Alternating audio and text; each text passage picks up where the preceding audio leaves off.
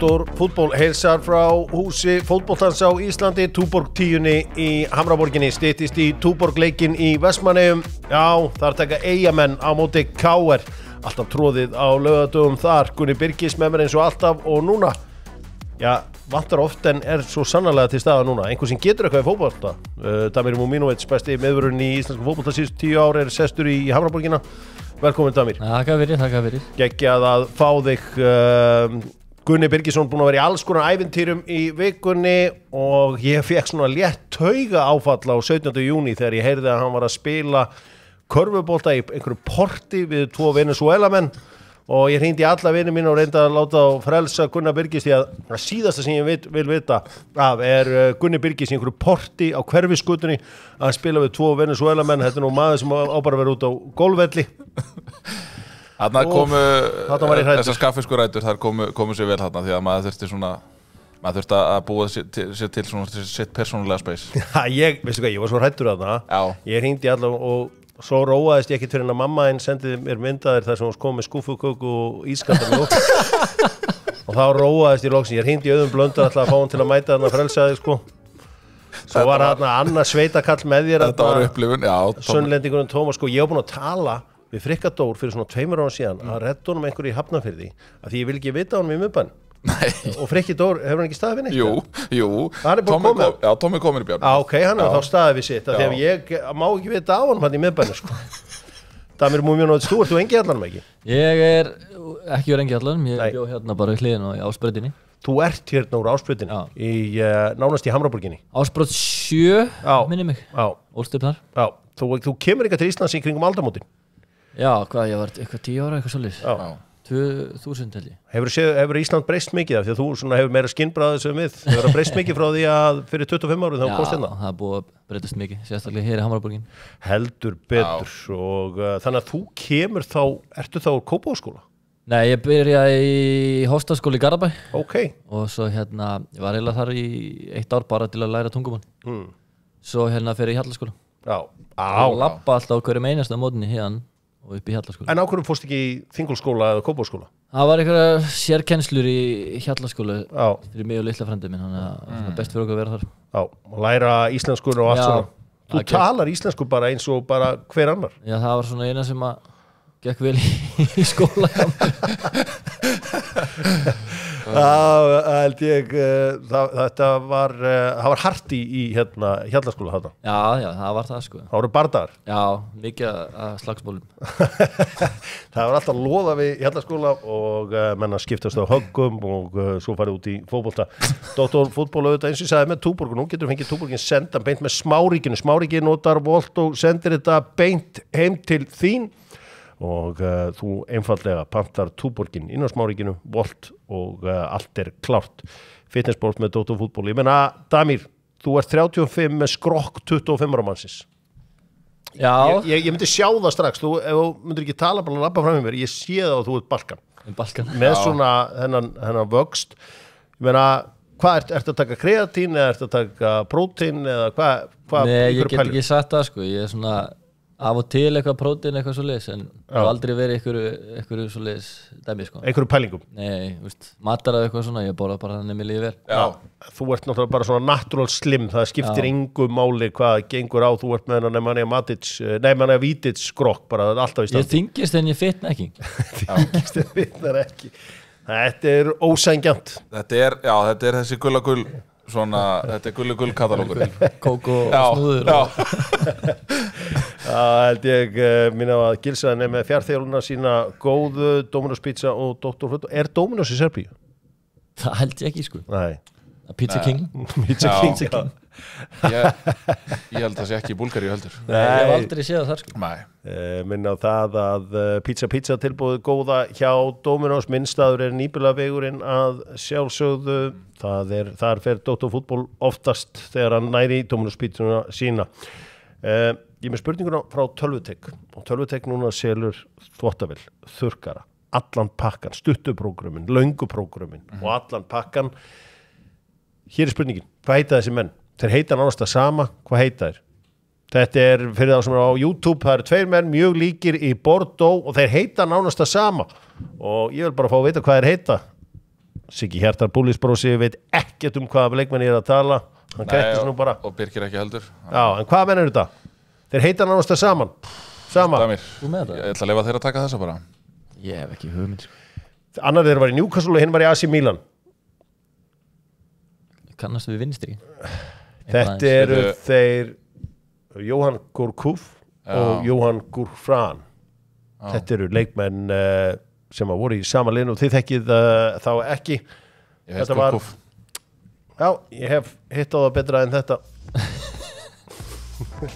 Ég meina bjóstu við því að við myndum við það Já Í alvörunni? Já Ok, takk fyrir það Af því að hann var svo lengi í Newcastle og Gourfran og Gourcuff var náttúrulega hinn nýji Zidane þegar hann fer til AC Milan Það bara eins og það Hvernig hljómar frítt rafmagn milli 1 á nóttunni til 6 á mótnana Já, HS Orka að gera þetta með þér En það mínir menn á Suðurnesjunum sem að rísa upp þegar að landið í vandræðum og þeir ætla að vera með þjóðinni í júlí og ágúst og gefa þeim rafmagni á nóttunni Það var eiginlega ekkert gefins í Eyjum í gær Í Vestmannaeyjum voru það IBVF og Valsmenn sem að mættust og Gunnar Birgis og Damir fylgdust báði með þetta var 1-0 sigur, Hafsenda mark Hólmar með markið, Hólmar auðvitað kemur úr sem fræga Hafsendaskóla HK þeir eru náttúrulega báðir allandsmenn þaðan, Damir og Hólmar úr þessum miðvarða kultúr sko,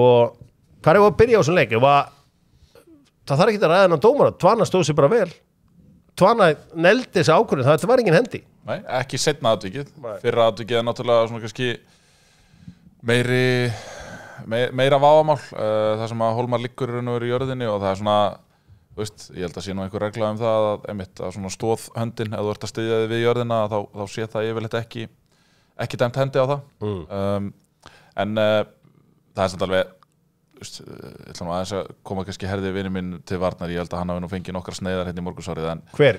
Hörður Magnússon sem að fór hart út á móti gegn Tvana í bikarmarkunum í gær að þetta lítur auðvitað töluvert verð út í sjónvarpsútsendingu svo koma þessar myndir í ljós sem að Valsarar deila á sína samfélagsmiðla í gær og þar er þetta alveg kýrskýrt að þarna er engin hendi heldur fær Bjarni Mark boltan í kviðin sýnist mér en það er hins vegar alveg rétt að það var svona, mér fannst línan vera vægari Eyjamegin það er svona miðað við brot og alvarleika brota og annað en ég er alveg sammála, ég meina þessar stóru ákvarðanir Tvana verðist af hann eltar Hættum að ræða dómana, ég hef margóft hitt Tvana því að Tvana var að vinna á bæris bestu framan Bíkó Hann í bærens bestu held ég á orkunni og ég man eftir því alltaf hann var alltaf að hlusta á íraska boltan því að ég var alltaf, það er allt geðbila í útvarpinu hjá honum og ég var að tjekka hvað er alltaf að sé að horfa því einhvern var hann á aðfangadag sko ég er alltaf með þá reglu, ég fær að fá með pulsu aðfangadag og þá var hann að fylgjast með íraska boltan þannig að þetta er algjörlega glerharður fótboltaáhuga maður hann Tvana og stóð sig bara fínt í þessum leik held ég svona heilt yfir Eyjamenn ósáttir ég meina Valsmenn konur undanúrslit Damir, búin að spila öll þessi ár aldrei unni bikarinn Aldrei unni bikarinn Þetta er titill sem að er eitthvað bölvin á hann held ég sko Búin að fara í úrslit og allt svona og búin að undanúrslit margóft og allan að pakka þarf ekki að vinna hann heldur spikar Jó, það væri mjög gott að maður svona leggur skóna hillin alltaf Þú áttalega, þú veist eins og að horfa á þig þú áttalega 5-6 ára eftir Mér finnst það sko Einhver, allavega 4-5 ár allavega, en kona minn segir annað þessi fótbolti hann er eins og fattar það bara svo er þetta bara búið þá bara shit, ég vil að vera til að fara í þetta aftur þannig að Valsmenn ég held að sé ekkert svo sem meira þetta segja það var bara flottur sigur hjá Val en Eyjamenn voru bara virkilega flottir í þessu leik og sköpuðu sér helling vísandi var Lór fannst mér vera frábær en enga síður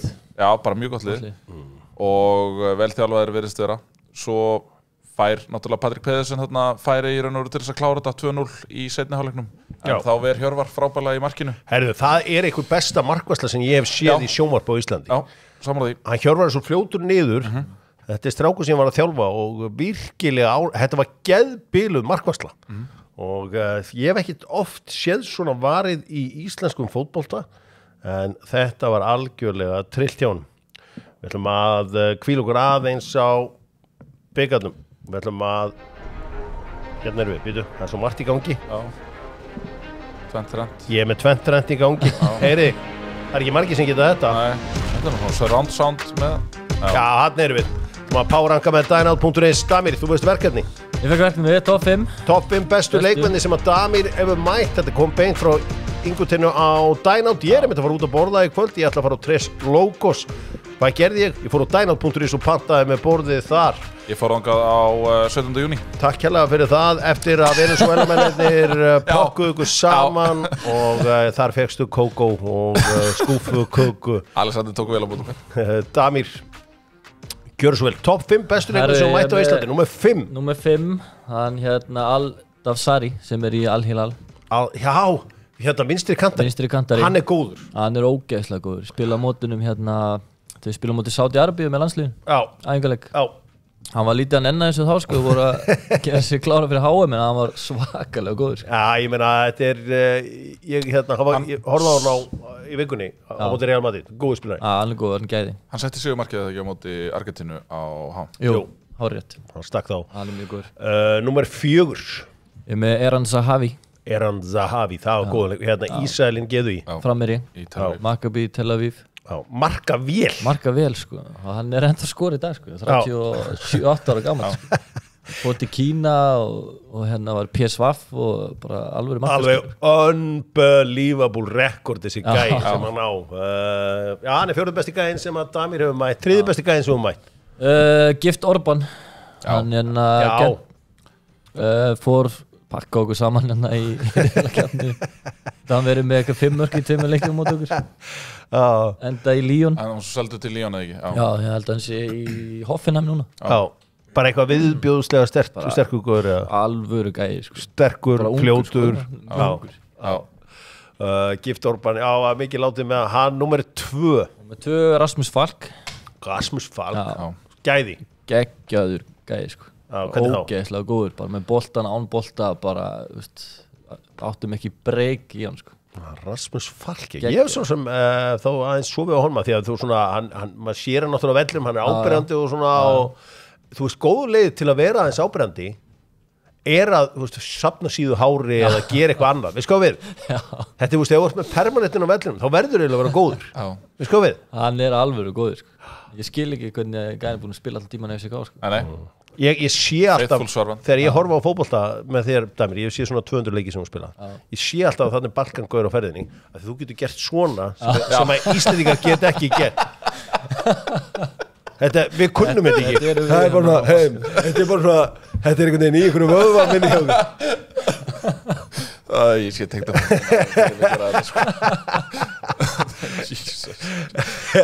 Númer 1, hver er bestur? Ég er með Lukas Biglia, númer 1. Hann var í Istanbul Başakşehir. Ég veit ekki hvort hann sé hann ennþá. En hann held ég 50-60 leiki með Messi í landslínu og bara, alveg spilari, sko. Svona bara sérð bara að hann er betri en flestir, sko. Bara ógeðslega góður. Er einhver íslenskur leikmaður svona, því að nú er þetta peppa einhver leikmaður sem þú var að mæta núna, en er einhver svona leikmaður sem íslenskur sem var nálægt í að fara inn á lista? Já, Orri var hvað, hann var 19 ára þegar spila mótinu og hann gjössamlega pakkaði með saman, sko. Þannig á parkinn. Já, það var þúnt kvöld fyrir Viktor og Damir og Anton. Sama hvað maður ætlaði að gera, maður var svona, þetta er bara búið. Já, svo var einhvern veginn erfitt fyrir að strauja þegar pappa sem þjálfarinn. Hann laug líka Óskari, sko, fyrir leik, hann var ekki að byrja. Óskar, sko, spurðum Óskar, sko, daginn fyrir leik, er hann að byrja? Hann sagði, nei. Hann sagði að það var ekki að byrja, bara rétt fyrir leik og var hann í starting. Tjóðlega gott, en það var einhver svona leikmaður í deildinni hérna heima sem að svona þú reynt hjá hann mætt og verið bara úfærið í vesinu. Fannst alltaf erfitt að spila móti Gauja Baldvin, sko. Og náttúrulega Patrik Pettersen, Emil Atla. En Gauja Baldvin sem bara hljópi í 90 pluss mínútur á eftir, sko, bara sama hvað varst á vellinum, sko. Ég fannst oft gaman að svona, ég veit ekki hvernig hann var að mæta hann hafsend en þegar að taka Fúsa var upp þessu besta þannig að íttum svona notaði rassinn Veigarpáll líka notaði rassinn mjög mikið, sko. Þannig að þetta eru alveg listi alveg leikmenn þarna við skulum hins vegar halda aðeins áfram í bikarnum við skulum klára bikarinn Sony sjónvarpin ég þekki einn ánægðan Sony brósa núna. Það búið að laga hlutina heima á Gunnari Birgisinni. komin í stóru deildina. Velkomin í stóru deildina. Takk fyrir það, kærlega. Og við ætlum að kíkja á hina leikina sem fóru fram í bikarnum með Sony og það auðvitað kannski fyrst að segja frá sigri Framar á Aftureldingu í gær. Svona eiginlega komið pínu óvart í að Afturelding hafi gengið vel á heimavelli. Já, vitandi hverju væri fjárverandi á Aftureldingu þá get ég ekki sagt að þetta hafi komið mér óvart. Ég held að þó Afturelding sem frábært lið þá svona kannski aðeins ábótavant upp á breidd og ég meina eðlilega kannski bara lið sem nýtt í deildinni að Hvað vantaði? Axel? Axel, Elmar Tókic, Georg Bjarnason, Sigurpáll Melberg, Aron Jó byrjaði á bekknum. Okay. Oliver komið tilbaka eitthvað eftir. Oliver komið tilbaka eftir smá meiðsli þannig að það voru stórskor þá hvern í lið Aftureldinga þannig í gær og mann svona fannst fyrri hálfleikurinn nokkuð jafnræði þar. Jökull var stórkostlegur. Það var frábær í gær. Já, hann átti 2-3 vörslu sem voru bara algjörlega heimsmælikvarða og Viktor var sömuleiðis öflugur í frammarkinu en svo bara í seinni hálfleik þá sá maður að það var svona allur meðbyr og allt momentum með Fram og bara mjög verðskuldaði sigur. Keli okkar, hann talar Símon Dybling sem bara eitt besta leikmann í deildinni. Það eru fleiri, ég meina Ólafur Kristjánsson sagði það nú bara í gær að hann var nú bara með betri leikmann í deildinni og það held ég bara mikið til í því. Það er alltaf þegar hann með boltan, þá getur hann, úrslitasendingarnar hans frábærar, góður, yfirveður, já, bara unun að fylgjast með honum inn á vellinum. Segir það ekki mikið típuna sem að Sigurpáll Melberg að hann á bekknum hjá Aftureldingu í liðstjórn þegar hann ekki í að spila. Jú. Þú veist, típan sem bara einhvern veginn mættur í liðstjórnina þegar hann ekki í hóp, dæmi þá áttu bara upp í stúku. Já, ég held að. Einhvern mann bara dórum að setja með sem liðstjóra, þegar það var eitthvað meiddur. Hann sagði bara gleymdu hugmyndinni, það var upp í stúku. Já, Sigurpáll Melberg, hann myndi degja fyrir klúbbinn sá. Já, heldur betur, flottur sigur hjá Frömmurum, aðri leikir í þessari umferð. Stjarnan vinnur Keflavík 4-2 eftir að Keflingar höfðu nú komist yfir í tvígang. Geggjaður leikur maður. Hvað finnst þér fyrsta markið hjá Stjörnunni? Ég skal viðurkenna, ég var að horfa á félagsliða þetta var gangi. Aukaspyrna? Já. Það er gaman að því að skoða hana. Fannst þér þá ertu að setja spurningverkið markvörsluna, Sindra? Ég hef reyndið að sé það mark. Stendur hann ekki í markvarsóknið? Já, hann stendur eiginlega bara í miðjumarkinu þegar aukaspyrnutekin. Já, einmitt.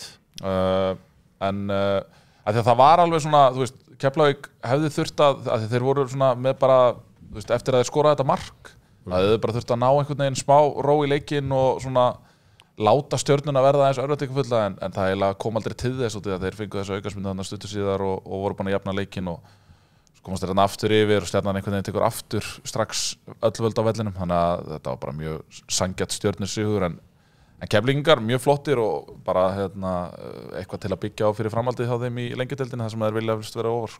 Heldur betur og fjórði leikurinn í þessari umferð var auðvitað viðureign Vestra og Þórs en að Davíð Smári að kannski að komi titil á Vestfjörðina, þeir reyndar duttu ekki í lukkupotti því að þeir mæta Val á útivelli. Kemur þetta óvart að mér hvað þeir fá Fram á heimavelli. Vestri Fram? Þeir fá Fram á heimavelli. Valur Stjarnan á hliðarenda. Vestri Fram. Býttu var dreigið fyrst, ég var að horfa á þetta hljóðlaust. Já, þú dreigur alltaf fyrst 2 heimalið. Það er bara regla hjá KSÍ. Ég var að horfa á þetta og ég segi svona, Vestri fekk hérna, Val útivelli, Vestri dráttur. Býttu hvað það segja, þetta var Valur. Valur á móti Stjörnunni og Vestra á móti Fram. Vestri á leiðinni í úrslitaleikin. Já, í rauninni var þetta besti drátturinn fyrir Vestra. Já. Þannig að Já, ég var að horfa á þetta hljóðlust í keilustinu og ég bara horfði á bara með öðru ögun og bara, Valur Vestri. Hefur þetta komið óvart hvað Davíð hefur náð góðum tökum á þessu vestarleik? Nei, það hefur ekki komið óvart. Davíð Smári er góð vinur minn og hann er metnaðarfullur, með mikið metnað fyrir það sem hann gerir. Það kemur alls ekki óvart. Við voru bara fínir í fyrra, ennþá betri í ár, bara eitt af bestu liða landsins. Þeir eru að overperforma þetta svo kallega expected points system, þeir eru að overperforma það með 10 stigum, þeir ætti að vera neðstir í deildinni ef að expected goals og expected goals against það er reiknað saman. Já, það er bara eins og... Það er bara massífir. Já, ég meina, þú veist, annarkort mun spilaborgin hrynja eða þá þeir haldi áfram að vinna leiki sem að, ég ætla ekki að segja sem þeir ætti ekki að vinna, en ég meina, Þór í þessum leik svona tiltölulega laskaðir eru betri heilt yfir og sérstaklega í seinni hálfleik. Þeir eru bara klínískir, vestir bara kláraði þetta fyrir hálfleik og svo geta það bara farið í og mörkið þeirra gott dæmi það að hversu klínískir eru. Þetta var ekki margir sénsar sem þeir fengu. Davíð, þú ert auðvitað að fara að spila í næsta mánuði, þú ert náttúrulega ekki löglegu fyrir þá. Varst að koma frá merkilegu ævintýri í Asíu, hvað varstu nákvæmlega? Ég var í Brúnei. Já, Brúnei. Bandarseri Brúnei. Þar ríkasti maður í heimi eða hvað? Já, örugglega einn af þeim sko. Ég Soldáninn eða hvað? Googlaði allt Soldán og Brúnei. Já. Já, ég held að hann sé hann einhverjum 40, 50, 60 biljónum dollara virði sko.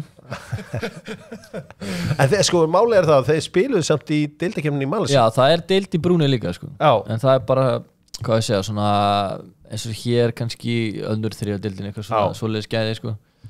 En við spilum í Singapúr. Já, Singapúr, já. Já, deildin har 9 liða deild, spila 4 sinnum á móti öllum liðum. Þetta var mjög skemmtilegt. Bara hvernig gerist svona? Bara því ég heyrði eitthvað Instagram eitthvað. Já, ég fæ símtal á Instagram bara frá einhverjum, ég veit ekki hvað sko. Og minna Katrín hefur sagt bara, þú ert ekkert að svara sér sko. Þetta er bara eitthvað bull. Svo bara hætti gæðin ekki að hringja í mig sko. Þannig ég svara og hann spyr mér, viltu spila fótbolta, viltu koma til Brúnei og spila í deildinni í Singapúr? Ég bara, ekki skemmtilega sko. Gæðin gefst ekkert upp sko. Hvar sér það? Bara potið á, ég veit ekki, transfermarket eða Instagram eða eitthvað, ég veit ekki. Þetta ótrúlegt dæmi, því þegar ég heyrði það, þetta hljómaði svona eins og eitthvað bull þegar ég heyrði það. Já, þetta hljómaði eins og bull sko. En hann markmann í liðinu mínu sko, með sama umbóðsmann. Og hann gerist nákvæmlega sama fyrir hann sko. Bara símtala á Instagram. Símtala á Instagram, svo WhatsApp eitthvað, spjall og svo bara kláraðist þetta. Hvað lengi að vera til Brúnei? Þetta svona 26-7 tíma. Stuttferðalag. Taka daginn í þetta. Sko þegar þú eru byrjað að spila í næsta mánuði þá svona gerir ég ráð fyrir því að bestu miðverðinni verður þú og Eiður Aron. Þú veist þannig að þú veist ef ég horfi bara heilt yfir þetta. Oliver Ekroth. Ekroth, já. Þú veist hann ekki á íslensku strákunum. Já, íslensku. Þú veist, finnst það ekki áhyggjumál eða eru spennandi ungir miðverðir að koma upp í íslensku fótbolta? Þetta nú svona þín staða og þitt. Það vantar alveg sko. Já. Þú veist hvað við erum með Ásgeir hérna í okkur. Ásgeir Helgi hefur náttúrulega staðið sér vel. Já, mjög góður. Lendi meðslum. En svo bara, ég veit ekki, ég held að vanti meira þjálfun í svona yngri flokkum. Þú fórstu þetta í miðvaraskóla HK? Miðvaraskóla HK, ég og Hólmar. Já.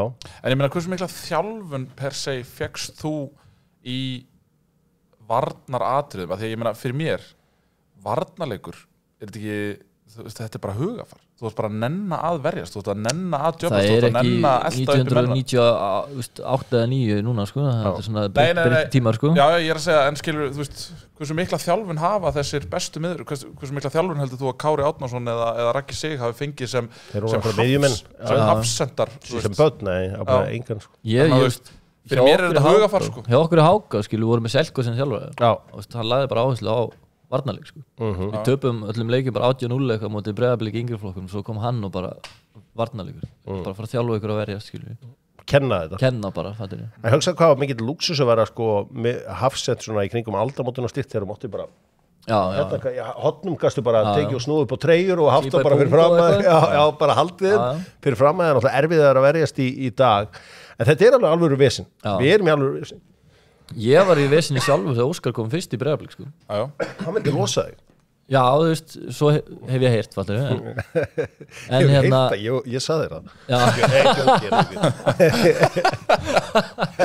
En þú veist, ég var bara í vesinni, hann vildi bara spila hafsendur sem getur hlupið með boltan og spila boltanum og bara fyrsta tímbilum til honum og bara disaster sko. Það voru margir í vesinni en þróaðist síðan í þá átt að þú endar örglaði að vera einn af fyrstu mönnum á blaði hjá hann. Já. En það átti eitthvað að gera það bakverð og eitthvað? Já, hægri bakverð. Það er bakverð. Stæðilegur hægri bakverð. Það er líka ákveðin taktik í boltanum. Oft gott að vera með miðvörð öðrum megin í varnarlínu. Eða báðum megin eins og Pep Guardiola fór að gera þegar hann fór í Tony Pulis skólan. En við slum halda áfram. Það er gott að grilla fisk og þá grillum við landlaxinn frá Sameria og það auðvitað farið út allan heim, náttúrulega langstærsti útflytjandi af bleikju í öllum heiminum Samherji og eitt stærsta íþróttafélag í heiminum Los Angeles Lakers. Ég veit að þið báðir fylgist aðeins með og sko, það verið að selja þetta fyrir $10 billion og $10 billion, sko, ég var að senda þetta á naflan minn af því að hann nú harður Celtics maður. Celtics var selt á 6 daginn. Já. Og það fyrir hann að upplifa sem niðurlægingu að Lakers kosti 10 B þegar hans kostar næstu 2-falt minna. Þetta náttúrulega hryllilegt sko og ég meina Mavericks, þú getur keypt þrisvarsinnum Dallas Mavericks fyrir þennan penning. Hvað gerir Lakers að svona, þú veist, þessi börsfjölskylda að selja þetta? Já, keyptu þetta 79 á $67,5 milljónir. Já. Sem þess að dóttir hans fín ávistun. Hvað hérna aftur? Jenny Buss. Já, Jenny Buss. Man ekki hvað pappin hérna aftur. Jerry Buss, Jeannie Buss, Jenny Buss, já. En allavega, þetta rosaleg sala á Lakers. Magic Johnson kemur eitthvað, þetta sami eigandi og náttúrulega inn í Chelsea, hann í Dodgers og þeir eru búin að gera Dodgers brandið að miklu stærra brandið að var áður. Lakers, þetta Showtime, þetta náttúrulega mjög cool brand, Los Angeles Lakers. Sko, verðmættis íþróttafélagi í heiminum eru líklega LA Lakers, Manchester United og Dallas Cowboys. Já, Dallas Cowboys svona ofar? Ég held að Dallas Cowboys sé eitt verðmættasta íþróttafélagi í heiminum. Ég einhvern tímann, sko maður veit náttúrulega aldrei fyrir þetta fer á sölu hvað þetta kostar, en svo núna að vera að búa til ný félög eins og í Las Vegas svona, þá hlýtur bara nýja miðvið vera að vera 10 B. 10 B. Já. Jú, það rétt, Dallas Cowboys já. En ég meina 10,1 B. Já, svo ertu með Yankees, með Los Angeles Rams, það svona sögufrægt. Já. Patriots. En sko, ég myndi halda að top 10 séu bara bandarísk félag. Þá ég að tala verðmætustu. Ég held að United komist ekki einu sinni á top 10 yfir verðmætustu félög í heiminum. Jó, ef þið færi á sölu og ætti að selja allar pakkan, þá get ég alveg lofað þér því. Það eru kaupendur að núti sem að það ekkert eins og Manchester United. Ekki núna. Jú, Manchester United hefur aldrei verið verðmættur en akkurat núna. Heldur Real Madrid sé ekki verðmættara heldur en Ég bara sjónvarsettamálin í Spáni eru bara þannig að það veit ekki hvað að fara að gerast. Það allt tryggt í Bretlandi. Og það veit ekki hvað að fara að gerast þarna en já, þetta líka svo hlutur að geta keypt svona lið. Þú mætir ekki bara með nýtt lið í hérna NBA-deildina. Nei, en hvað gerir LeBron síðan? Það veltur mikið á því sko, en þeir náttúrulega að vonast til þess að hann lækki samningin sinn til þess að þeir geti fengið einhverja stjörnu til síns. Það verður að tala Giannis Antetokounmpo og fleiri. Það held ég. Við slum fara bara aftur hins vegar heim. Já, Bíkó og Dr. Fútból, Bíkó með Weber blönduna, grill, nei, múrblanda. Nóum að vera þar, allt fyrir pallin í Bíkó, tjekkið inn á bíkó.is eða mætið bara í breytina, við vorum með opið á 17. júni og gerum okkur góðan dag, glaðan dag. Valur KR, stórleikur næstu umferðar í boltanum. Mér finnst gaman að spyrja menn hvort þeir halda að KR getur fallið. Ég fæ alltaf svarið nei. Það bara ekki fræðilegu möguleiki. Ég svona að ég horfi bara alltaf á töfluna og það verðist enginn hafa ágjur. Þetta augnabliksmynd. Tapa 4 á síðustu 5, sigurinn á móti Vestra var umdeildur í meira lagi en já. Ég meina, eftir að segja mér að til dæmis bara þessir 3 liðir sem eru fyrir neðan á KF og IA. Heldur eitthvað að þessum liðum endi fyrir ofan KR? Kannski mín spurning til þín? Já, ég held að sé meira sko Jóakalla-faktorinn. Hvað gerir hann? Já, hann gerði ekkert spes allavega áður en hann fór. Jú, hann með á toppnum hann á sínum tíma og fór með upp og allt. Hvernig endaði hans? Aftur? Ég held að hann hefði verið með eitthvað, ég sá einhverja tölfræði mitt á Twitter, þetta var eitthvað 60 af, þú veist, 60 úr einhverjum 12 leikjum eða eitthvað, þetta var eitthvað svona.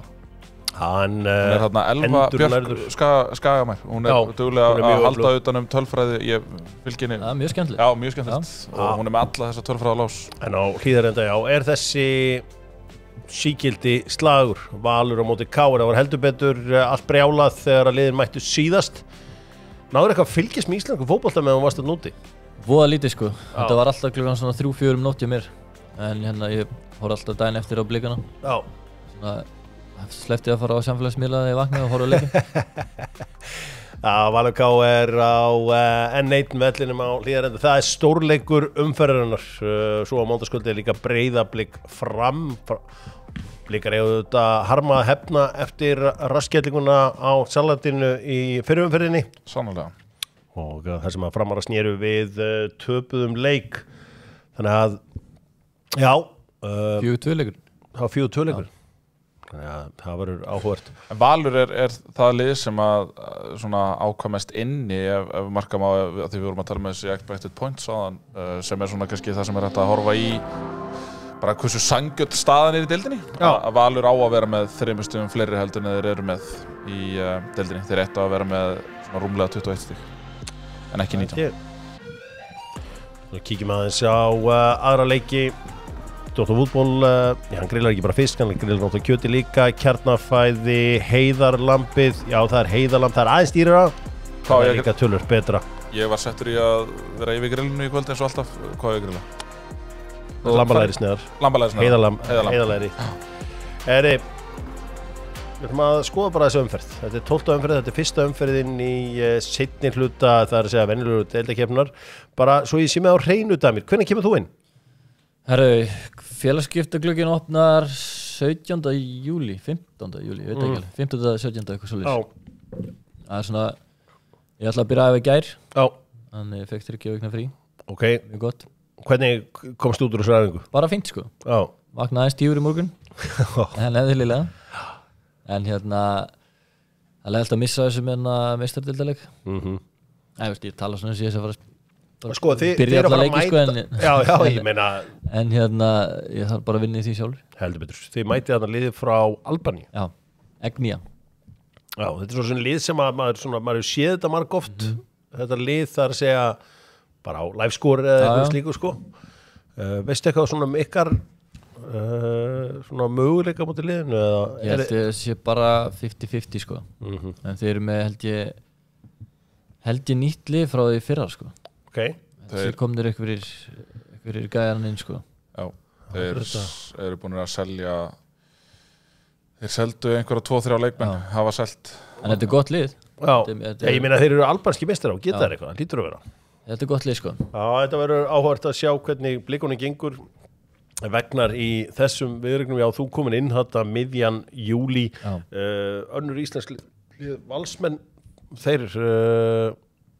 Þeir mættu aftur hverjum, þetta var Valur, Káa Silkeborg Káa Silkeborg náttúrulega Káa þeir fá Flóra Tallinn Já, Valsmenn fá Flóra Tallinn Það er ekkert annað, það er bara Íslandið sem að býður þeirra Gústi verður væntanlega á vellinum Já Það er mæta út í leikinn En við fáum, ef við vinnum þetta einvið, þá fáum við Lech Poznan í seinni leiknum Já, í seinni leik og væntanlega Dínamo Minsk gerum náðu fyrir að Dínamo Minsk tapi fyrir Ludogorets Razgrad þannig ef að Blikandi detta út í fyrstu umferð þá fara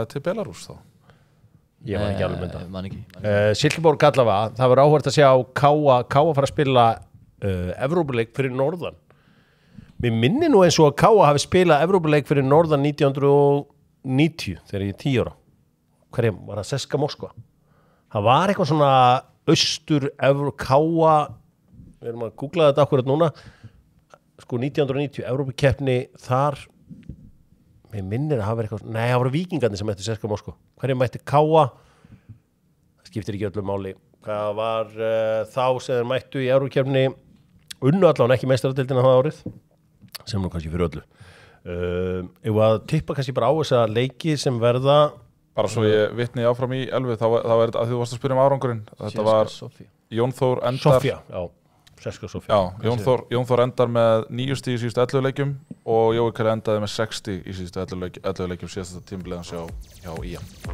Aldrei. En Skagamenn er að kalla eftir breytingum. Skagamenn vilja fá nýtt blóð, ekki Skagamann inn í IA núna. Hvaða Skagamenn hafa verið að kalla eftir því? Ég er bara að sjá hérna umræða á Twitter, Brynjólfur Þór, starfsmaður Ríkisfélagsins til að mynda. hann kallar eftir breytingum og hann nú háværð þegar kemur á málum. Já, ég þekki pjúristana á Skaganum og þeir vilja bara Skagamann. Þeir vilja Jókala? Já, vilja bara Skagamann með Skaga hjarta, það nú það sem þetta telur allt saman í. En ég meina, þá ekki Gunnar Heiðar með Skaga hjarta líka, þú veist hann býr hana? Já, hann bara að gera frábæra hluti í Njarðvík, við slum ekki vera trublan í því stað. Nei, alls ekki. Gunni frendi. Og höfum okkur eins og menn, við slum tippa át allt saman með vinnum okkur í Epic. Nú hefst fjallgangan góða N1 skiptið.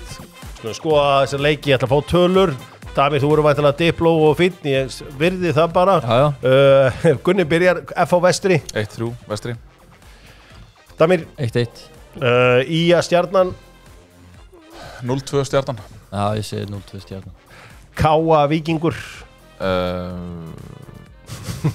2-3 Víkingur. Brósir Damir. 2-2, já. IPVF afturhelding. 1-3 afturhelding.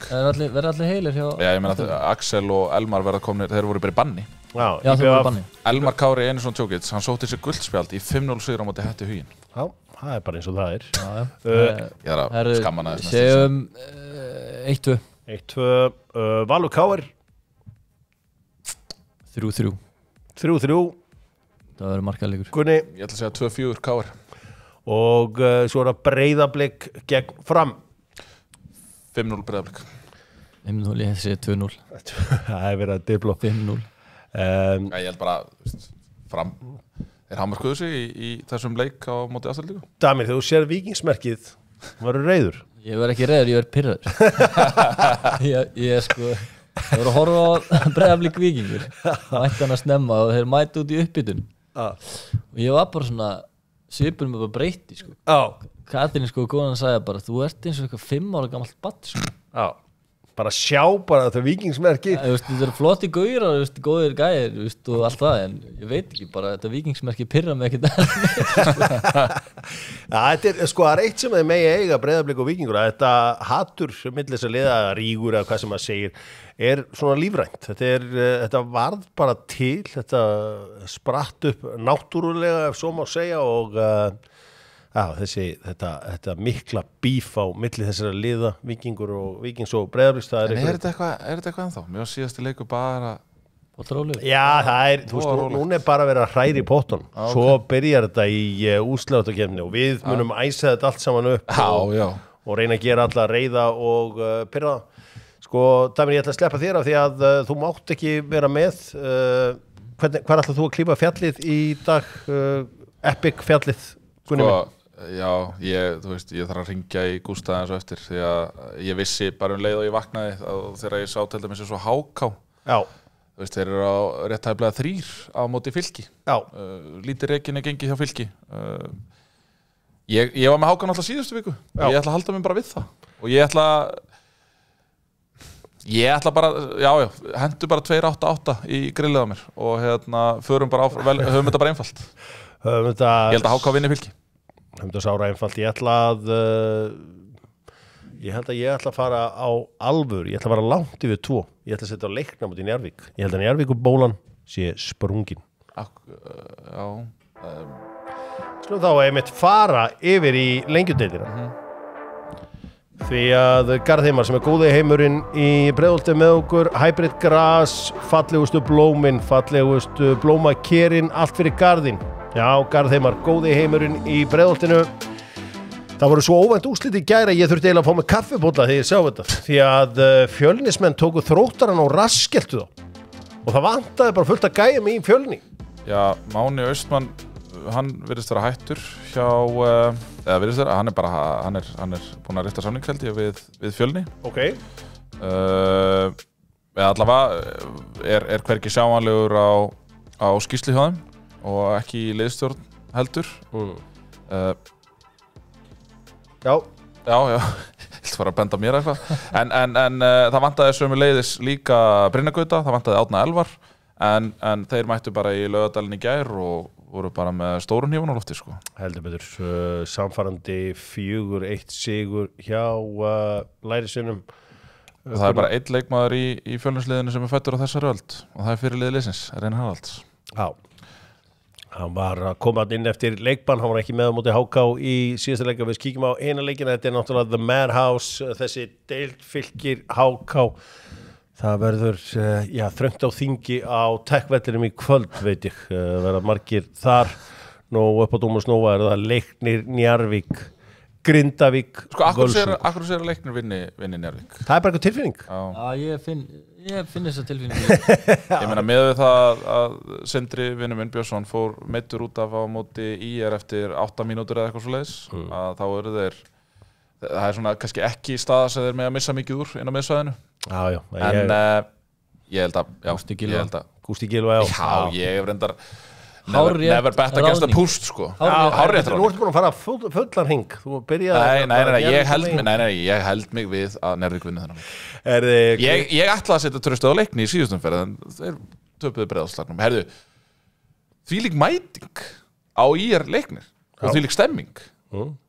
Þetta er viku gamalt, þannig að við slum talandi viku, ég meina, viltu ræða hendina, taka það, Jón Ingi? Valur Káir? Nei, Valur Víkingur Káir? Nei. Það viltu ekki, nei. Ég er ekki að ræða það, þetta er eldgamalt. Grindavík, Völsungur, Þór, Selfoss og svo fyrir pjúristana að nóti, Keflavík IR. Keflavík IR. Það ekki Grindavík á Sorkuvellinum. Miklu meiri pjúristalegur heldur en Keflavík IR. Ekki Grindavík Völsungur miklu meiri pjúristalegur eða? Já, þetta er margir pjúristalegur. Það er alveg ótrúlega mikið. Þetta er svona einhvern veginn, ég veit að Damir náttúrulega leikmaður í bestudeildinni, en það er einhvern veginn eins og fyrsta deildin. Hún sé einhvern veginn mann finnst hún einhvern veginn vera að stela einhvern veginn fyrirsögnum þessa mundir. Það sé það bara ég. Já, bara stela fyrirsögnum aðalega, það er svona einhvern veginn, finnst ekkert vera neitt, engin clear cut favorite eins og staðan er ekkert núna. Nei, það er einhvern veginn allt í lofti. Já, en ég er einhvern veginn líta best út, það er alveg rétt. Já, við sjáum til, það er auðvitað nóg eftir af þessu 12 mörk í 8 leikjum. Hverjir? IR og á topnum. Já, þeir nýta hvert einasta mark sem þeir skora. Sannarlega, klínískir.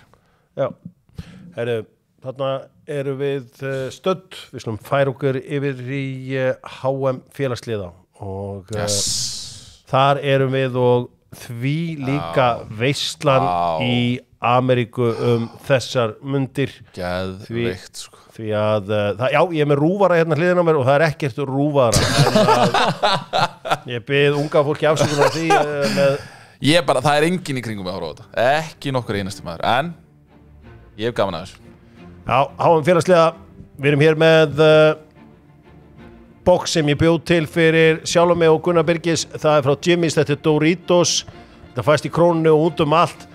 Ídívan fylgir með snakkinu. Þarf ekki að vera með 2 einingar, allt saman í einni einingu. Salsa sósan, allt klárt. Njóttu lífsins og horfðu á HM félagsliða. Það er auðvitað mikil pressa á mótinu að koma Lionel Messi þarna inn. Hann fekk gefið þessu aukaspyrnu fyrir utan teig og hann þakkaði tröstið. Þetta var auðvitað aldrei aukaspyrna, en þvílíkt mark. Akkur lætur svona, Hjörvar? Það var þvílíkt mark hjá. Það er búið að ræða alla leiki í þaula og það er bara nóg ef að Cristiano Ronaldo skorir í einhverjum æfingarleik eða eitthvað svoleiðis. Svo alltaf þegar Messi gerir eitthvað þá þetta var frábært mark. Ég var að segja þetta var frábært mark. Skoraði frábært mark og þetta var aukaspyrna. Gott. Nei, þetta var ekki aukaspyrna. Þú sást þetta ekki. Þannig að ég er bara að gera ráð fyrir þetta aukaspyrna. Nei, þetta var ekki aukaspyrna. En Inter vinnur þarna Porto 2-1. Af hverju Porto ekki með liðið sitt þarna? Vitum við af hverju Porto ekki með liðið sitt þarna? Því að maður einhvern veginn hélt að Diogo Costa var í markinu, en þá var bara einhver Ramos sem að ég þekkti ekki. Og Fabio Vieira er þarna? Jú, kongurinn. Og Veiga? Já, þeir eru með ágætis lið, en það vantar þarna tölvert og meðal annars auðvitað markmanninn. Frábært fyrir Inter Miami að vinna hana leik og þetta er gott fyrir mótið. Þetta er auðvitað mjög gott fyrir mótið. Ertu að downplaya það að Porto, þú veist, ertu að segja að Porto sé með eitthvað varalið? Nei, ég meina, sko, Porto er þannig. Ég er náttúrulega búin að fylgjast með portugálskum fótbolta í 30 ár. Þeir náttúrulega, þetta er slagasta Porto-liðið sem ég séð. Þeir eru 11 stigum held ég að 12 stigum eftir Sporting. Gerðu 3 átöluðum ástæðan? Já, skipti engu máli. Þegar United voru hvort þeir konar áfram, sko. En já, til hamingju með það, glæsilegt að ná í 1 stig þar. Ég held ég að sé hvort það veri gæra fyrir þetta eitthvað leikaður sem að mætti bara 95 manns á völlin. Já. Var það ekki það? Þetta er að byrja svipað eins og EM byrja og HM byrjaði. Bara að þetta er ekki, já. fyrsta keppni í Úrúgvæ 1930 og ég útskýra hana fyrir getur það ekki farið að bera saman þetta er nýtt mjög ólíkt nei, þetta er ekki nýtt projekt þetta er nýtt projekt hvað meinur þetta er bara lið að mætast í Bandaríkjunum þetta er bara fótbolti sko og fótbolti er vinsælasta íþrótt í heiminum þannig að eðlilega mæti fólk á leiki akkur er vel mætt á leiki þá í MLS það er vel mætt á leiki þarna það er bara ekki þeir sem er að mæta hérna, fyrst á daginn það er smá veginn þar því að leikið sem er byrjað kl. 2 á vinnudegi fólk er bara að vinnu 50,000 empty seats hjá Chelsea já, þetta var ég að benda á það að Chelsea væri kannski ekki stærri en þetta við erum að stækka í Bandaríkjum núna með nýja eigendur Juventus með stórkostnaðan 5-0 sigur á Al Ain það verðist sem að þessi heimsókn 45-47 hafi veitt þeim því ég hef ekki séð Juve-lið svona gott í háa herrans tíð allt annað að sjá til Juve-manna í þessum leik en óvæntustu úrslitin það sem að vera heimsmeistarakeppninni hingað til hljóta að vera sigur Botafogo á Paris Saint-Germain stórkostlegur leikur í nótt þar sem að brassarnir hreinlega stálu þessu hins vegar eru Parísarmenn í toppmálum því að þeir bustuðu fyrsta leikinn sinn þannig að við þurfum svo sem ekki á miklar ágjur að þeir fari ekki áfram en þeir eru með sitt besta lið bara það er, og þeir mennir að segja sko að andin í borgunum þegar Boca Juniors er á svæðinu og River Plate og þessi brassísku lið það nötra allt og það sem að fólk fattar ekki að Evrópa er bara frímerki í heiminum þú veist, þú erum búin að fara til Asíu ég var að fara að segja, ég var markmannstjálfur hérna frá Brasilíu ég held að hann sé 65-6 ára eitthvað allur í Botafogo tattúum það bara lifir fyrir Botafogo sko. og ég meina, og þessi heimsmeistarakeppni hún er að slá í gegn í Suður-Ameríku og út allt nema í Evrópu. Ertu með einhverja tölur á því það? Já, maður bara sér áhugan í Brasilíu og á Argentínu. Og ég veit að það er rosalega rúfað að vera á móti þessu. Nei, ég er ekkert á móti þessu. Mér finnst bara... Hvað hefur annað að gera? Þú velur þér alltaf einhverja hæðir til að deyja af því að nú ertu búin að tala Hvað ætlar að horfa á? Hvað ætlar að horfa núna? Ok, hvað ætlar að horfa núna? Þú heitir öllum ólympíuleikum ég talaði á niður. Það voru frábærir ólympíuleikar og það eru tölfræði sem bakkar upp bæði áhorf og mæting á ólympíuleikana. Ok, næsta. Bæði áhorf og mæting á ólympíuleikana. Nei, ég er ekkert litar. Ég er með tölfræði sem að bakkar það upp. Ég er með tölfræði sem að bakkar það upp. Það var skít ólympíuleikar. Ég var að horfa á það. Nei, það voru mjög successful ólympíuleikar. Hvað var það Ríts og allt svoleiðis. Heimsmetin eru bara orðin miklu erfiðari. Ok, það eru alltaf erfiðari. Miklu erfiðari. En allavega, háum félagslega, hvað hefur þú annað að gera í júní heldur en að hanga út á gólfvelli eða spila körfubolta með einhverju Venezuelamenn Ég er alveg búin að kíkja á leik og leik. Ég meina, ertu ekki ánægður? Finnst ekki DAZN vera að matriða þetta fallega? Jú, bara flott. Því geðveikt. Jú, bara mjög flott. Ég var á Troy Deeney þarna vera að gera upp einhvern leik. Já. Sko, jú, ég er alveg búin að kíkja á leik og leik. Ég sá hluta af Juventus og Al Ain og eitthvað svona. Finnst ekki gaman að sjá brasilísk lið mæta evrópskum liðum? Þetta var náttúrulega ekki skemmtilegur leikur. Ég var að fylgjast með úrslitaleik í NBA-deildinni og var svona flakka á þennan leik hérna. Ég meina, það voru náttúrulega lítil sem engin færi. Ég held að hvort liðið hafi, ég held að bæði liðin saman. Ég held að bæði liðin saman hafi ekki náði yfir 1 í XG. Þetta er samt alveg eins og HM og EM. Fjörið byrjar í útsláttkefni. Skulum bara áttum okkur á því. Þetta er bara nákvæmlega sami. Mér hefur ekki þótt að síðustu 2 stórmót. Mér hefur ekki þótt að síðustu 2 stórmót. Er mikill peningur þessu? Þeir hafa náttúrulega reynd að gera þetta meira attraktiv með því að bjóða einmitt meiri peninga og eitthvað svona til þess að búa til eitthvað incentive fyrir leikmenn. En þú veist, því miður þá hefur það ekki verið að virka. Hvað var það áhuga og umtala? Jú, ég meina að heimurinn er að pæla í þessu. Það er bara þannig. Og það sem ég var að tala við Kimberja og hann var að segja mér að voru átt á því sko að Frakkland er þorp í Kína. Þið haldið alltaf að allt sé svo stórt og fínt í Evrópu. Þetta er bara eitthvað skýta þorp í Kína sko. Þannig að heimurinn er stærra en raskatið á Gunnari Birgisson. Og það er heimur fyrir utan efsta leik. Akkur hjóla svona í mig persónulega. Já, þú ert bara alltaf á mótöldu svona. Nei, þú ert einmitt alltaf á mótöldu svona. Þú ert bara að tala niður hvern íþróttaviðburinn á fætur öðrum sem að virðist vera, er sýndur oft á tíðum niður á RÚV. Þá er það verið þitt einkennismerki að tala hann niður. Það er búið að selja Ólympíuhringina. Það er orðin worthless. En ég held að Los Angeles verður breytingin. Þetta kemur frá Ólafi Stefánssyni. Já, herri. Ólympíuleikarnir eru og verða alltaf, þú veist, það er mamman og pappin. Nei. Og þú ert núna að tala um Bandaríkin og eitthvað svona. Það er ekkert land í heiminum sem að verðmætur ólympíuleikana meira heldur en Bandaríkin. Enda held ég að endurist ólympíuleikana hefjist 2028 í LA. Já, ég allan að vona það. Það þarf enga endurreist þegar vel gengur, þá þarf enga endurreist. En hins vegar það sem við þurfum að laga í heiminum í dag að við þurfum að laga þeir sem að laga streymi í heiminum. Ef maður að horfa á RÚV-appið eða DAZN eða Viaplay eða whatever, þá eru síðurnar á undan með mörkin. Það að segja að ég bara heima á mér og að horfa að leika á RÚV-appinu, þá bara óvart kíkja á eitthvað og sé 1-0 og svo 10 sekundur seinna kemur markið. Við þurfum einhvern veginn, og ég veit ekki hvort það sé til tækni, ég röflaði endalast yfir sig á Viaplay, en þetta algjörlega óþolandi og í dag, ég með allt tengt inn í vegg í afruglara, af því að ég meik ekki að fara óvart á livescore, sjá 1-0 og býða í 5 sekundur og sjá mark fyrir frá mig. Við þurfum að finna þetta sem nær kannski 5 sekundum, þetta ekki kannski alveg 10. Þetta óþolandi. Já, ég alveg samanlega, hvað getum við gert? Ég held bara að það sé ekki til lausn á þessu. Ég held að það sé alltaf þetta delay. Ég held að þú getur aldrei verið as live. En mér finnst afruglarinn alltaf, hann fýta mig miklu hraðar.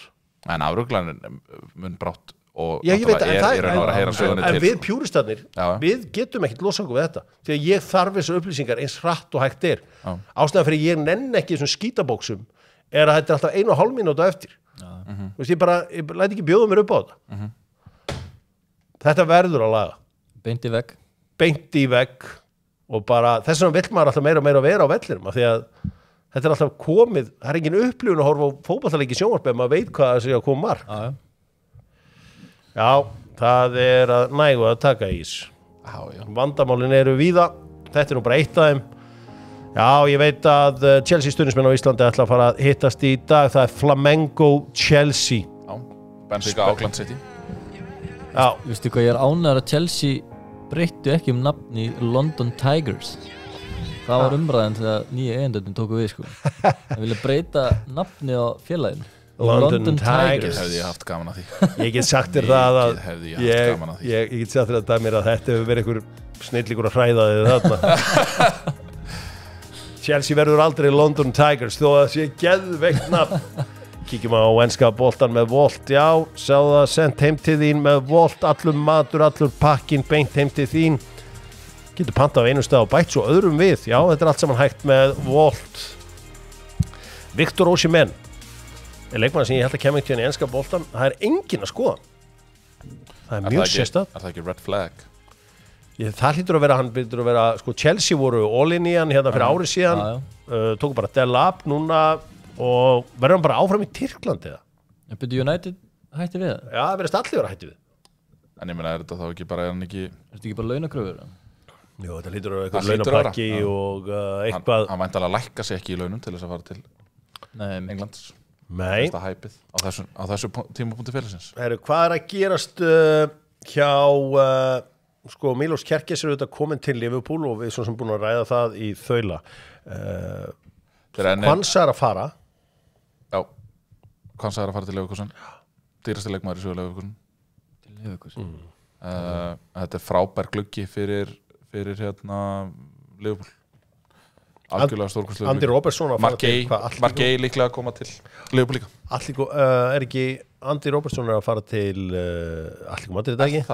Það eiginlega Siggi Hjartar vildi meina það og var að vonast til að losna við hann. Búlis Brosi hann vill Á hverju var hann að vonast til að losa við hann? Því hann vill sjá Kerkis spila. Já. Svo hann sagði út með það gamla, inn með það nýja. Já. Ekki, sko mun sagan ekki, nú ætla ég kannski ekki að vera eitthvað nýða skóin endilega trend sem hefur gert frábæla á sínu ferli en í lið sem að átti á þessu tímabili oft á tíðum í erfiðleikum með vörn ekki þá svolítið skrítið að sækja tölfræðilega líklega slakasta varnamann ensku úrvalsdeildar. Hver besta vörnin? Sókn. 5D skák. Já, einmitt. 5D skák. Þetta einmitt, sko, þetta er frábært að þú skulle koma inn á þetta því að nú er náttúrulega allir hlaðvarpsþættir undirlagðir af varnarleik Káringa.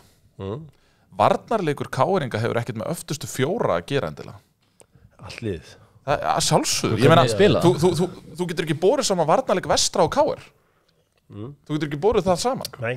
Það er svona, ég er mjög sammálað þessum punkti, sko. Það er náttúrulega Real ætlar að hápressa, en það er bara svo erfitt að hápressa með Kylian Mbappé sem að svindlar oft. Já, þetta áhugavert. Ég meina, kannski ef við færum okkur yfir í eins og Hugo Ekitike, sem að þessi strákur í Frankfurt sem að öll að skoða. Við veitum svona sem ekki hvað verður mann, kannski fyrir þá frekar í Gyökeres. Ég meina, Gunnar Birgisson, þú svo sem sagði þessi fræga ræða þín, þar sem að þú vildir ekki sjá hann, talar að vera að skora móti skítalegum í Portugal.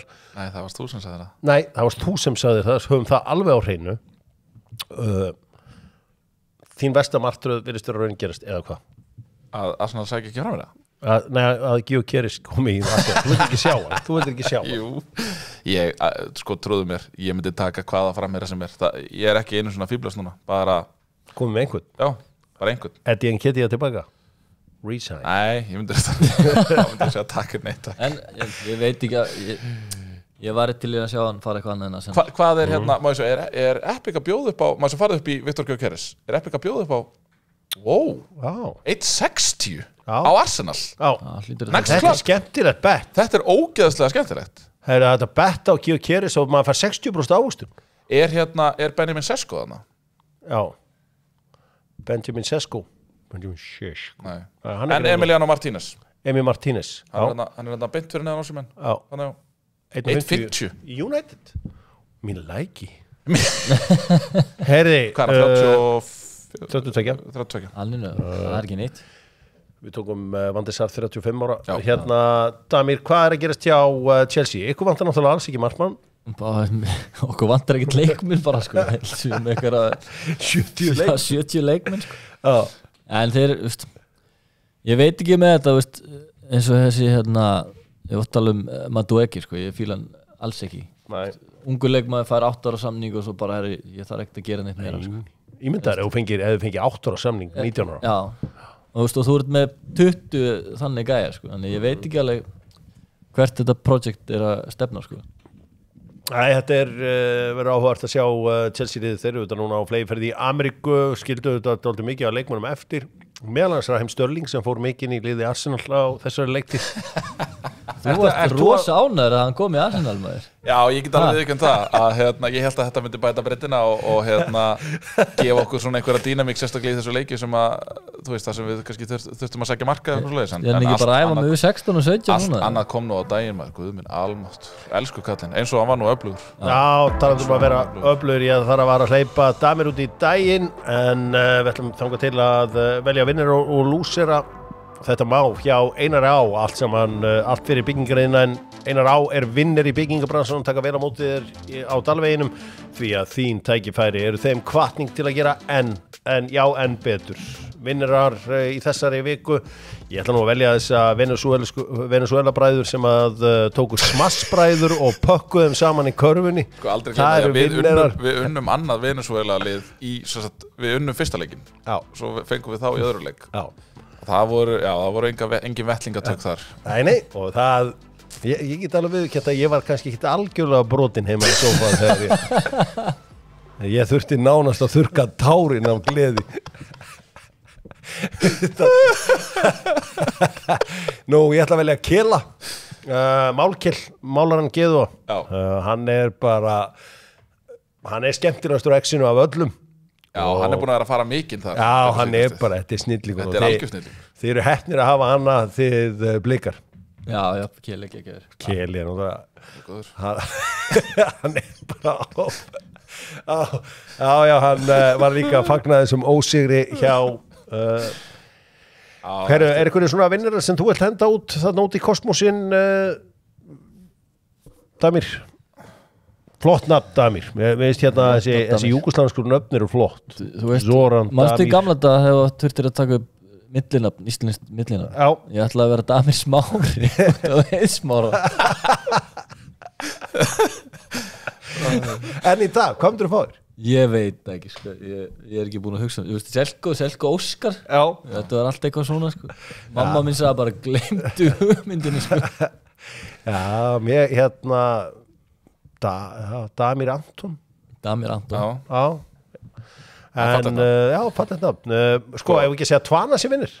Því að bara svo fengum við gögnin og Tvana endar sem vinnir. Já.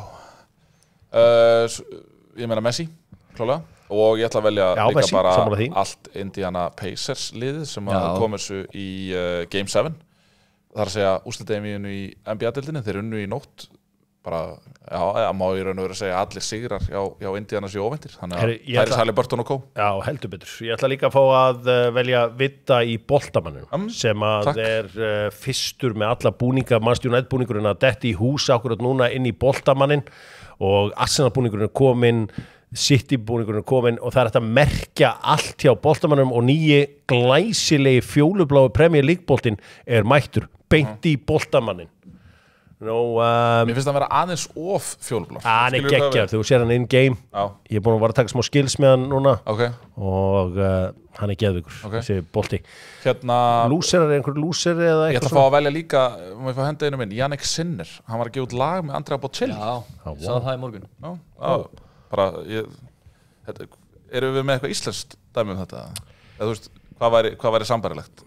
Jón Jónsson og Bubbi? Nei, ég er að tala sko íþróttamaður.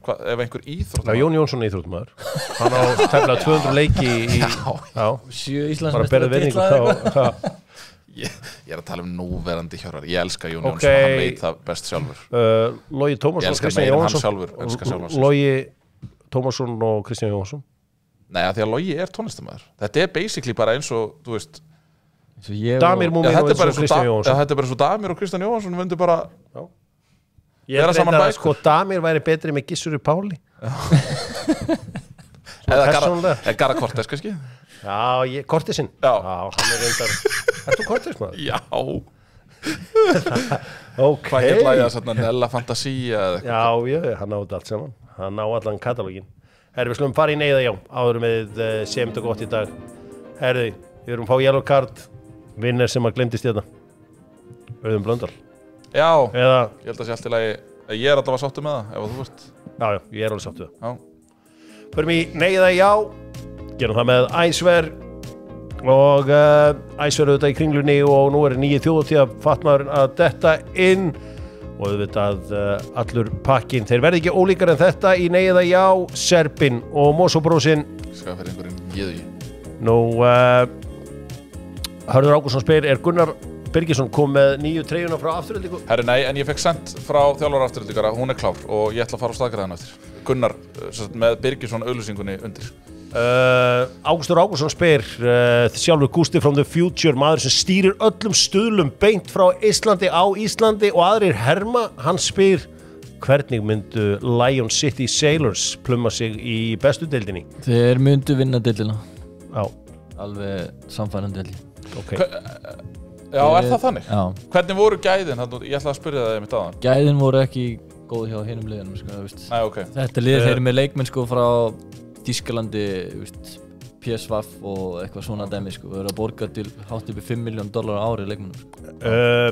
Árni Jónsson spyr, gengur Vúk svona vel af því að ég hætti að velja í fantasy-liðið mitt? Herru, kannski aðeins með Vúk? Ég meina, hann kemur frá, hann er Serbi. Sko, hann er bara farin að lúka eins og Soboslai og hann er bara einhvern veginn svona lúka eins og pro-leikmaður. Hæfileikin hefur alltaf verið hann, sko. Já. Hann bara, veist, loksins að skína núna. Þetta er algjörlega meira átt að fyrir höldum áfram í neyða, já. Er Botafogo að fara í undanúrslit í FIFA World Club Cup? Nei. Það var gaman. Er einhver kvenkyns leikmaður sem kemist í karlalið Juventus fyrir tímabilið 2025-26? Eða hvað segir það? Haldið þið það? Er einhver kvenna leikmaður sem kemist í Juventus? Já, ég ætti hana Bormati. Já, hún kemist bara í liðið þarna. Hugsa það. Já. Sér Damir Sómasinni að koma aftur í hlýjuna í kórin? Já, kannski einhvern tímann. Þetta er frá Valtýr. Valtýr? Já. Það var Valtýr Eginsson hérna. Mögulega einn daginn. Já, einn daginn. Það var gott að fá þig þarna. Myndi fagna því. Nú, hrós til Gunnar Birgisson fyrir bikarúrstendinguna í gærkvöldi. Er þetta meðfættir hæfileika, spyr Ragnar Vignir? Maður spyrja, akkur er þetta með húfun alltaf svona fyrir ofan eyru? Mér finnst þetta mjög skrítið. Þegar þú ert með húfun einhvern veginn. En ákveður leifur fólki bara að sjá fallega hárið þitt? Það stúð bara. Nei, hvað, ég meina... Nei, með smiðstum bara með flottur, alltaf flottur. Ég er bara mjög oft með húfu, er það?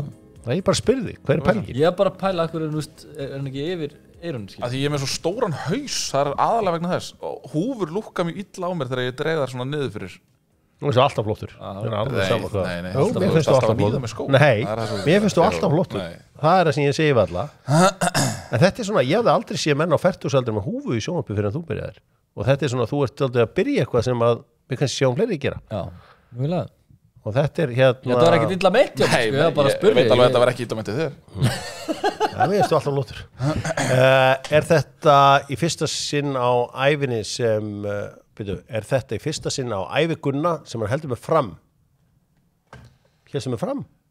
Nei, hann er væntanlega að tala þetta Freyr, vinur minn, Snorrason hann er væntanlega að tala héðan af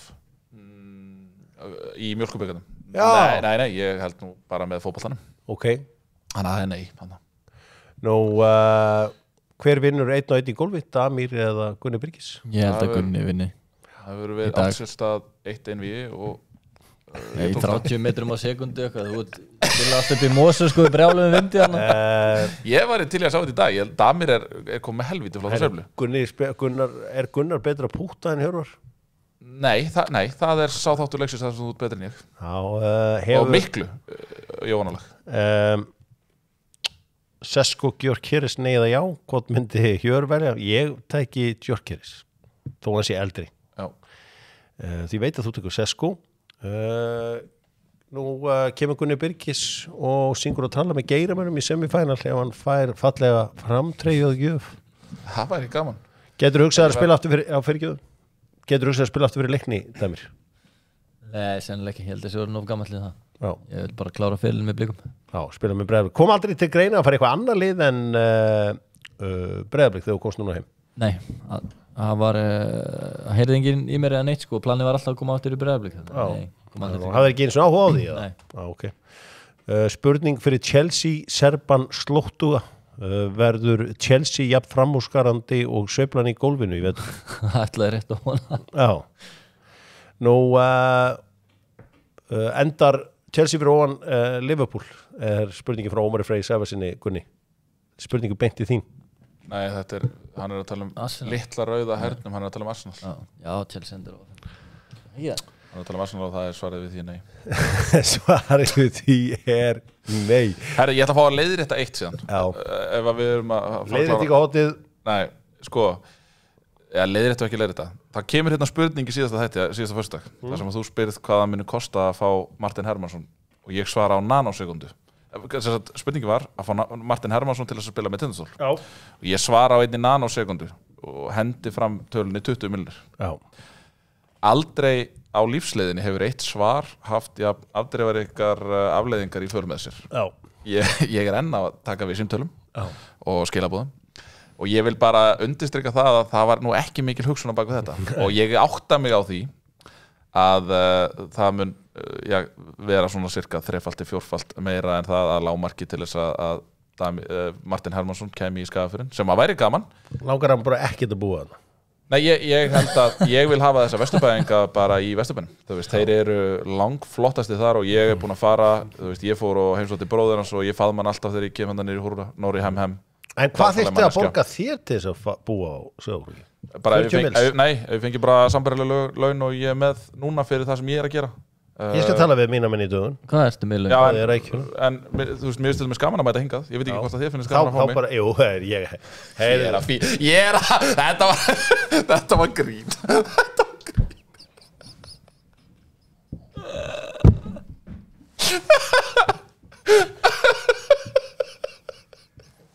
Ég varð að gera þetta Ég varð að taka utan um veistu hvað, ég vekk illt í hjarta ég bara ég ágrís og ég er ekkert að fýblast ég myndi flytja norður fyrir bara sambærilegur og ég er með núna en ég, eins og segi, mér finnst mjög gaman að koma hingað og ég væri til í Átjánhöfðavöll á Króknum og góðan bræðari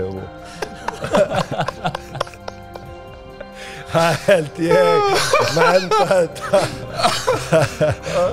ég fekk svo vont í hjarta allir ég búin að vondu þannig ég verða að knúsa stróknum þá líður manni aðeins betur í hjartanum hemmi ég sá að Damir var á leiðinu og hann sagði flott og heim auðvitað að selja glussa, selja allt sem þú þarft í þrif hjá kemi.is og Kemi heldur áfram að berjast.